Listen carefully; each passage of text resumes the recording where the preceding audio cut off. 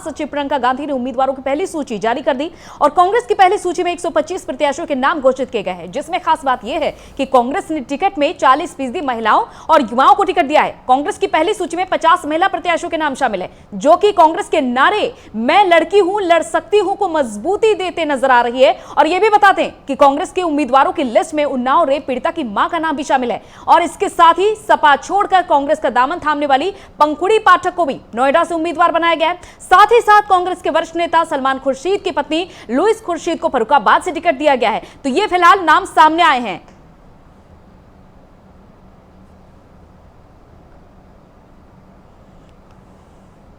उत्तर प्रदेश के विधानसभा चुनाव के लिए अपनी पहली सूची जारी करने जा रही है। 125 प्रत्याशियों की सूची है, जिसमें से 50 महिलाएं हैं।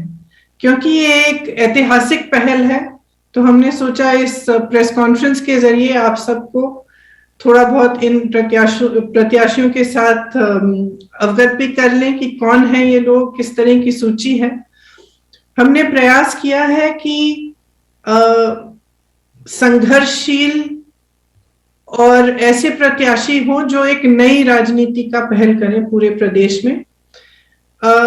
इसमें इस सूची में 40% महिलाएं हैं और 40% युवा भी हैं।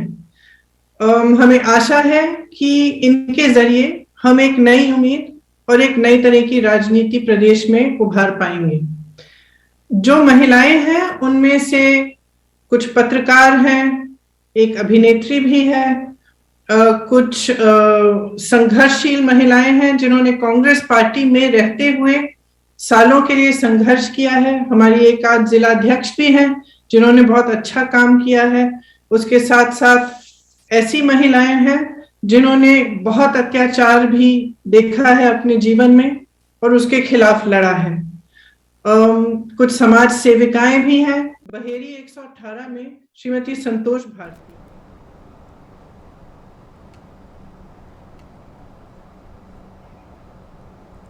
तो देखिए, ये जो प्रत्याशियों के नाम हैं ये फाइनल किए गए हैं। खास तौर पर प्रियंका गांधी कहती हुई आ रही है नजर कि ये ऐतिहासिक चुनाव होने वाला है।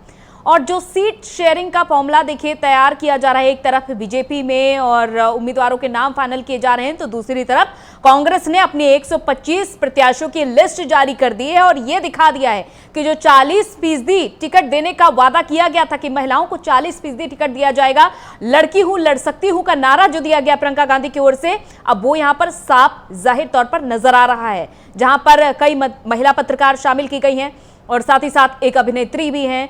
और ये बड़ी बात है कि उन्नाव रेप पीड़िता की मां को भी टिकट दिया गया है ताकि वो अपने संघर्ष को आगे बढ़ा सके। तो ऐसे कई नाम हैं। देखिए, पंखुड़ी पाठक सपा छोड़कर कांग्रेस में शामिल हुई, उन्हें भी टिकट दिया गया है। तो सभी को, महिलाओं को एक बड़ा मोर्चा संभालना होगा। अब ये बड़ी बातें प्रियंका गांधी कहती हुई नजर आ रही हैं। अब ये देखना होगा कि प्रियंका गांधी ने जो एक रास्ता अपनाया है मिशन यूपी के लिए महिलाओं के जरिए, तो आखिर उसमें प्रियंका गांधी कितना सफल साबित हो पाती है, क्योंकि प्रियंका गांधी के लिए भी 2022 का विधानसभा चुनाव एक बड़ी चुनौती के तौर पर देखा जा रहा है। और कांग्रेस प्रत्याशी निदा अहमद जी हमारे साथ जुड़ चुकी हैं।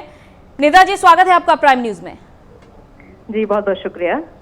निदा जी, पत्रकारिता छोड़कर कांग्रेस में आप शामिल हुई हैं, बहुत ही उम्मीद के साथ शामिल हुई होंगी और महिलाओं को भी आपसे इस वक्त बहुत ज्यादा उम्मीद है कि कांग्रेस में निदा अहमद जी शामिल हुई हैं तो जाहिर तौर पर एक बड़ा समर्थन भी मिलेगा। किस तरह से देख रही हैं आप? जी जी बिल्कुल, देखिए महिलाओं की वजह से ये जो टैग लाइन है ना, लड़की हूँ लड़ सकती हूँ, इसी ने मुझे प्रभावित किया था प्रियंका दीदी की। क्योंकि सबसे बड़ी बात यह है कि महिलाओं के लिए, देखिए आप खुद एक महिला हैं, खुद एक लड़की हैं, समझ सकती हैं कि बात तो बहुत लोग करते हैं लेकिन उन्हें असली